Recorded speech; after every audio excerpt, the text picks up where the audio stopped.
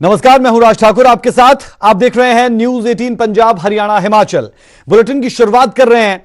बबीता फोगाट को सरकारी पद देने पर नया विवाद छिड़ा है। इंटरनेशनल एथलीट सीमा पुनिया ने सरकार पर निशाना साधा है। सीमा पुनिया ने कहा कि काश योग्य खिलाड़ियों को भी सम्मान मिलता।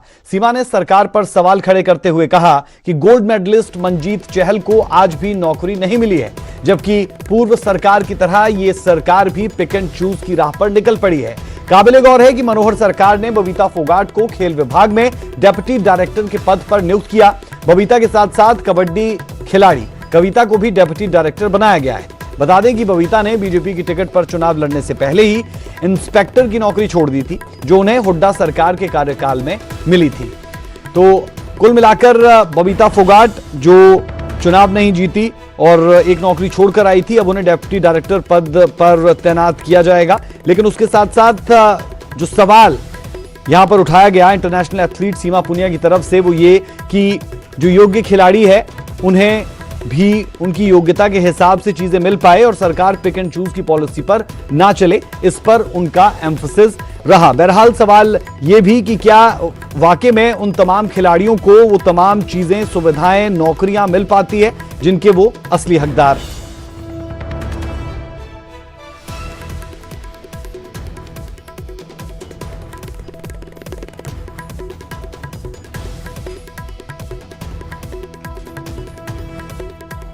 और हमारे साथ इंटरनेशनल एथलीट सीमा पुनिया खुद इस वक्त लाइव जुड़ी हैं। सीमा पुनिया जी, बहुत बहुत स्वागत आपका न्यूज 18 में। जानना आपसे ये चाह रहे हैं कि आपको क्यों लगा कि जो जिन्हें डेप्यूटी डायरेक्टर पद पर नियुक्ति दी गई उनसे ज्यादा और किसी को भी दी जानी चाहिए थी, या फिर आपका इसमें कहने का संदर्भ ये कि जो और लोग निग्लेक्टेड है उनके बारे में भी सरकार को सोचना चाहिए? सर, सबसे पहले तो आप सबको नमस्कार और बबीता कविता को बहुत बहुत बधाई जो आपको ये पद मिला है। लेकिन बहुत योग्य खिलाड़ी हैं, जैसे मंजीत चहल है जिसने 800 मीटर में एशियन गेम्स में गोल्ड मेडल दिलाना, आप ये मानिए ओलंपिक्स के फाइनल में पहुंचने के बराबर है। और वो बंदा 2 साल से अपने घर है, ट्रेनिंग कर रहा है, उसको अब तक कोई सरकारी नौकरी नहीं मिली। जो बड़े बड़े वायदे किए गए थे हरियाणा सरकार की तरफ से खिलाड़ियों के लिए कि 2018 में जो मेडलिस्ट हैं उनको हम पद देंगे, 2006 वाले खिलाड़ियों को भी हम पद देंगे, हम सब से उन्होंने, मैं भी हूं उसमें, 3-3 दफा फॉर्म ले चुके हैं। क्या हमारे फॉर्म दिखाई नहीं दिए? क्या सिर्फ 2 खिलाड़ियों के फॉर्म वो देख पाए? क्या संदीप सिंह जी जो खुद ओलंपियन है, क्या वो इस पीड़ा को नहीं समझ पाते कि जहां हमारे कम से कम 50 खिलाड़ी नौकरी के योग्यता के आधार पे बैठे हैं, उनको छोड़ के सिर्फ 2 खिलाड़ियों को ही आप उस पद के लिए ले रहे हैं? तो इससे बड़ी मुझे नहीं लगता कि अब ये मानिए कि मंजीत चहल अगर किसी मिनिस्टर के पास जाते हैं नौकरी के लिए, तो उसके ऊपर एक मोहर लग जाएगी कि ये दूसरी सरकार से है। फिर वो ताउम्र घूमता रहेगा, जैसे मेरे को घुमाया इन लोगों ने और पिछले 11 साल से घुमा रहे हैं। तो मैं नहीं चाहती कि कोई फिर सीमा अंतिल बने। जिसका जो हक है सरकार को देना चाहिए या वादे ना करे।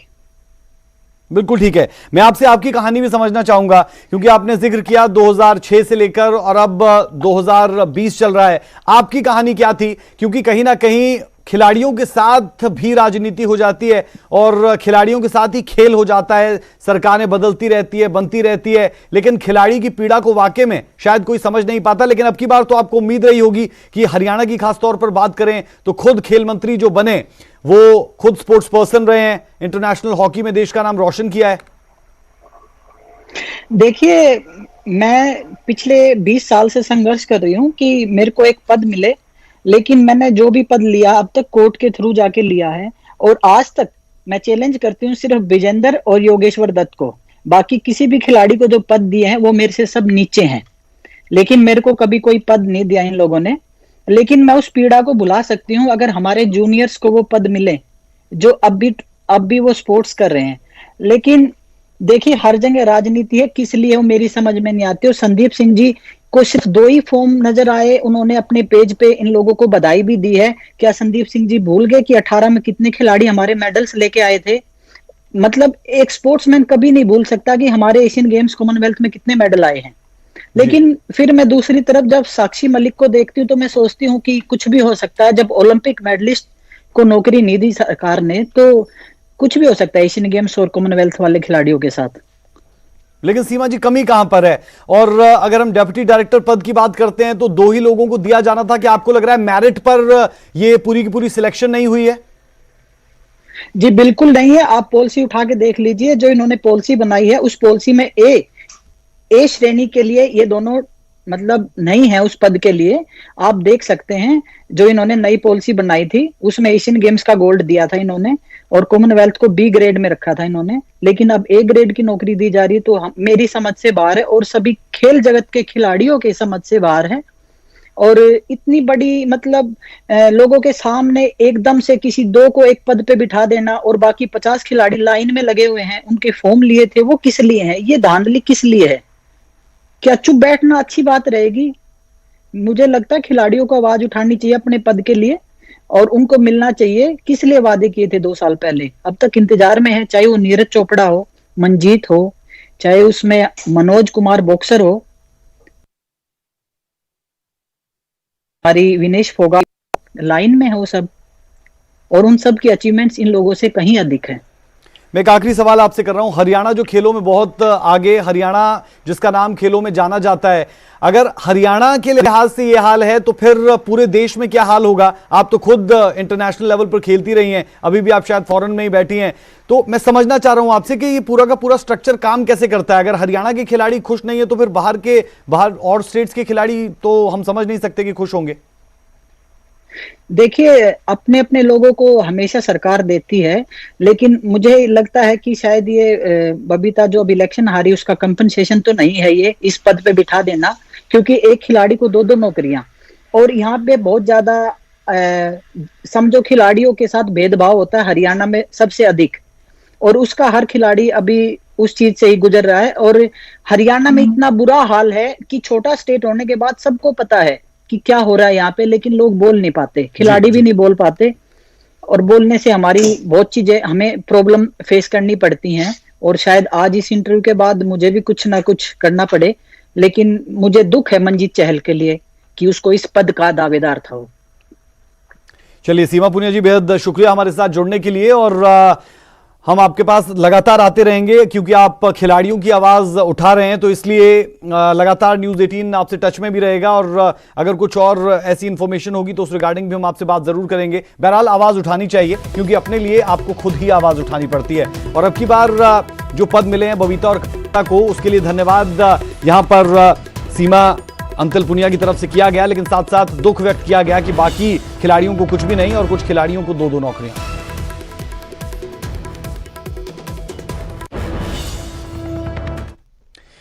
चलिए, तो खेलों में होती राजनीति के बाद रुख कर लेते हैं पानीपत का। पानीपत में लोगों पर लाठीचार्ज से गृह मंत्री नाराज दिखे।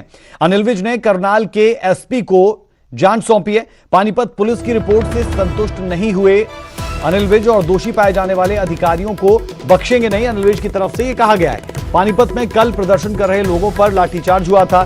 3 मासूमों के कत्ल के मामले में प्रदर्शन ये लोग कर रहे थे, और इस दौरान हमने देखा था कि बहुत से लोगों की चप्पलें, जूते, ये सब कुछ वहीं पर यानी मौके पर ही रह गया था, जिस दौरान ये पानी की बौछारें की गई। और इसके साथ साथ ये भी बता दें कि इस दौरान हल्का लाठी का प्रयोग यानी बल प्रयोग भी पुलिस को करना पड़ा था, लाठीचार्ज करना पड़ा था क्योंकि भीड़ अनियंत्रित हो रही थी। बहरहाल अब पानीपत में जो प्रदर्शन हुआ था उसे लेकर अनिल विज ने अपनी नाराजगी व्यक्त की है।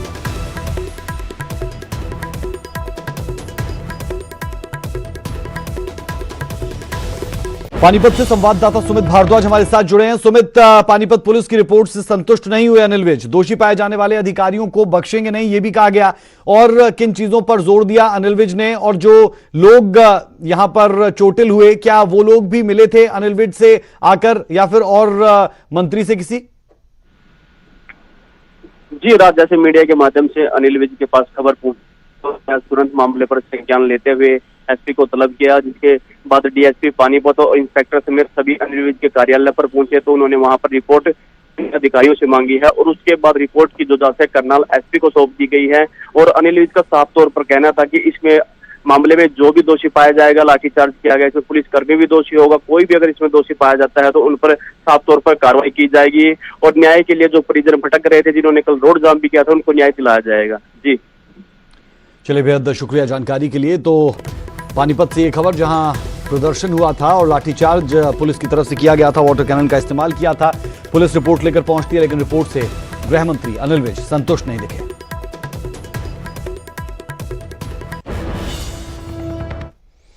और इसी मामले से जुड़ी एक और खबर, पानीपत में 3 मासूमों की हत्या का वो मामला था जिसे लेकर ये तमाम लोग प्रदर्शन कर रहे थे। और इसी मामले में कांग्रेस नेता रणदीप सुरजेवाला ने सरकार को घेरा और कहा कि प्रदर्शनकारियों पर लाठीचार्ज करने की क्या जरूरत थी। इस बात की कड़ी निंदा की गई है। दोषियों को सजा की बजाय न्याय मांगने पर लाठीचार्ज मिल रहा है। जी हां, उनकी तरफ से कहा गया कि दोषियों को सजा की बजाय न्याय मांगने वालों पर ही लाठीचार्ज हो रहा है। भाजपा जजपा सरकार की निर्दयता फिर सामने आई है। प्रदर्शन कर रहे लोगों पर कल लाठीचार्ज किया गया था। इसे जोड़ते हुए सुरजेवाला ने सरकार को घेरा। तंज भरे लहजे में सुरजेवाला ने सरकार पर पूरे तरीके से प्रहार किए, निशाना साधा और कहा कि जेजेपी बीजेपी सरकार की निर्दयता साफ तौर पर दिखाई दे रही है।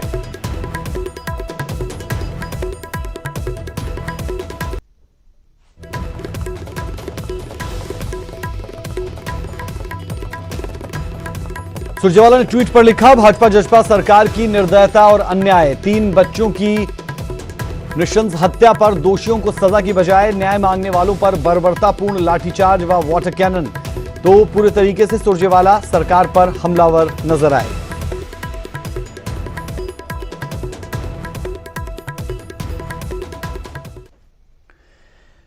गुरुग्राम में गौमांस तस्करी के शक में मारपीट। जी हां, कथित गौरक्षकों ने पिकअप गाड़ी के ड्राइवर को पीटा। पुलिस के सामने भी कथित गौरक्षकों ने हंगामा किया। पिकअप के ड्राइवर की हालत गंभीर है, अस्पताल में भर्ती वो शख्स। पुलिस ने केस दर्ज कर लिया है, गाड़ी को भी कब्जे में ले लिया गया है।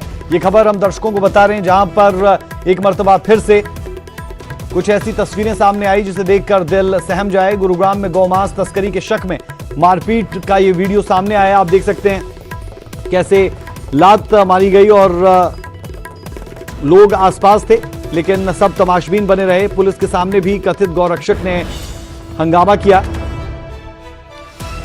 पिकअप के ड्राइवर की हालत गंभीर बताई जा रही है, अस्पताल में वो शख्स भर्ती है।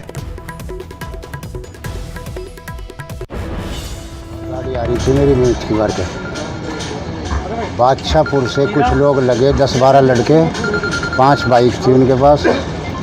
उनने गाड़ी का पीछा करा, गाड़ी आ गई यहाँ मार्केट में अंदर। यहाँ उन्होंने क्या काम करा, गाड़ी के साथ तोड़ फोड़ करी और फिर उस लड़के को मारा राडों से, हथौड़ों से। कुल मिला के वो मरे बराबर ही है, इतना सीरियस है। और उसको गाड़ी में घेर के ले गए जबरदस्ती, गाड़ी को भी ले गए यहाँ से। चलिए रुक करते हैं गुरुग्राम का। संवाददाता धर्मवीर शर्मा हमारे साथ जुड़े हैं। धर्मवीर, इस खबर के कोर तक जाना चाहेंगे, कहां से ये गफलत शुरू हुई कि जो शख्स है वो अस्पताल में भर्ती है और जिन लोगों की आवाज, जिन लोगों की बाइट्स हम सुन पा रहे थे, वो कह रहे हैं कि अधमरा ये शख्स अस्पताल में पड़ा है। देखिए, बिल्कुल ये जो पिकअप सवार है ये मास्क की गाड़ी लेकर के गुरुग्राम आया था और उसके बाद जब गुरुग्राम शहर में ये पहुंचा तो उस दौरान ही जो गोरक्षक दल के जो लोग हैं उनको ये संदेह हुआ कि इसकी गाड़ी में गौमांस है, क्योंकि एक दिन बाद ही ईद का भी त्योहार है। तो उसको लेकर के भी जो गोरक्षक हैं उनके मन में ये था कि कहीं ऐसा तो नहीं कि ईद के दौरान गौमांस जो है वो ले जाया जा रहा हो। ये संदेह गोरक्षकों को हुआ और उसके बाद उन्होंने उस पिकअप ड्राइवर को अपने साथ बाइक पर लेके गए और बादशाहपुर इलाके में जाकर काफी मारपीट इस ड्राइवर के साथ की गई। काफी अधमरी हालत में इसको उसके बाद छोड़ दिया गया। जब उसके बाद ये मामला जब जानकारों के पास पहुंचा पिकअप ड्राइवर के, उन्होंने पुलिस को शिकायत दी और जब पुलिस वहां पहुंची तो पुलिस के साथ भी इन गोरक्षक दल वालों के साथ काफी गहमा गहमी हुई। उनको संदेह यही था कि इसके अंदर जो है गौमांस है। लगातार वो ये मांग कर रहे थे कि इसकी पूरी जांच होनी चाहिए, इस गौमांस को कब्जे में, इस मांस को कब्जे में लिया जाना चाहिए और उसके बाद जांच होनी चाहिए कि क्या ये गौमांस है या कुछ और है। तो उसके बाद पुलिस ने हालांकि इस मांस को जो है कब्जे में लिया और ये कहा कि वो जांच करवाएंगे कि इसमें गौमांस है या नहीं है। सिर्फ संदेह के चलते ही इस युवक की पिटाई की गई है, जिसके चलते जो दूसरे समाज के लोग हैं उनमें काफी रोष था। वो पुलिस में शिकायत भी दी गई है, लेकिन अभी तक किसी की कोई गिरफ्तारी या इस तरह की चीज सामने नहीं आई है। पुलिस का कहना है कि वो जांच कर रहे हैं और जांच में जो भी तथ्य सामने आएंगे उसके बाद कानूनी तौर पर कार्रवाई की जाएगी। बेहद शुक्रिया धर्मवीर इस तमाम जानकारी के लिए, अपडेट्स के लिए। अब आपके पास लौटते रहेंगे। तो ये तस्वीरें आपकी टीवी स्क्रीन पर है, जिसे आप देख सकते हैं कि संदेह के कारण ही क्या कुछ हो गया।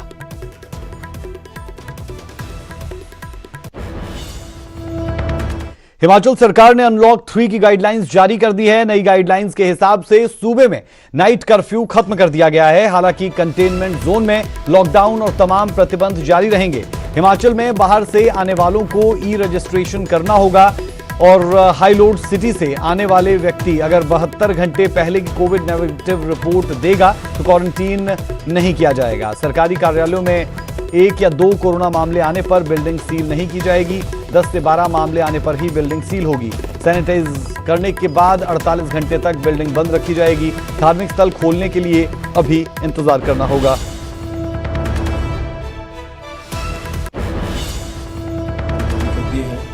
और उसी की परिपेक्ष में आज हिमाचल प्रदेश सरकार ने भी अनलॉक 3 की गाइडलाइन जारी कर दी है। इसके मुख्य बिंदु ये है कि अब जो नाइट कर्फ्यू 10 से 5 भारत सरकार में होता था और हिमाचल प्रदेश के हिसाब से जो हम लोगों ने 9 से 5 रखा था, वो नाइट कर्फ्यू बंद कर दिया गया है। लेकिन लॉकडाउन जो है वो कंटेनमेंट जोन जहां भी होगी वहां पे पहले की तरह यथावत जारी रहे। तो चलिए सीधे रुक कर लेते हैं शिमला का। संवाददाता प्रदीप ठाकुर हमारे साथ जुड़े हैं। प्रदीप, केंद्र के साथ नजर आ रहा है हिमाचल प्रदेश, लेकिन कुछ नियम कायदे कानून अभी भी रहने वाले हैं। ई रजिस्ट्रेशन पहले किया जा रहा था, क्या अब जो लोग हिमाचल प्रदेश आएंगे उन्हें ई रजिस्ट्रेशन करना होगा? अगर वो हिमाचल के हैं, पर्यटकों के लिहाज से क्या स्थिति बदली, क्या कुछ हुआ, जरूर बताएं। बिल्कुल राज, देखिए हिमाचल प्रदेश सरकार की तरफ से गाइडलाइन यहाँ पर जारी कर दी गई है और कल से ये प्रभावी भी हो जाएगी। जिस तरह से केंद्र सरकार ने भी गाइडलाइन, जो ताज़ा गाइडलाइन जारी की है, उसमें बहुत सारे जो क्षेत्र हैं उनको अनलॉक किया गया है। हिमाचल प्रदेश ने भी केंद्र की गाइडलाइन को अडॉप्ट किया है, लेकिन उसके साथ साथ कुछ नियम अपने भी तय किए हैं। और खास तौर पर जो प्रदेश से बाहर से जो लोग हिमाचल प्रदेश में आएंगे और रेड जोन या जो हाई लोड सिटी से या कंटेनमेंट जो जोन है वहाँ से लोग आते हैं तो वो इंस्टीट्यूशनल क्वारंटीन ही होंगे।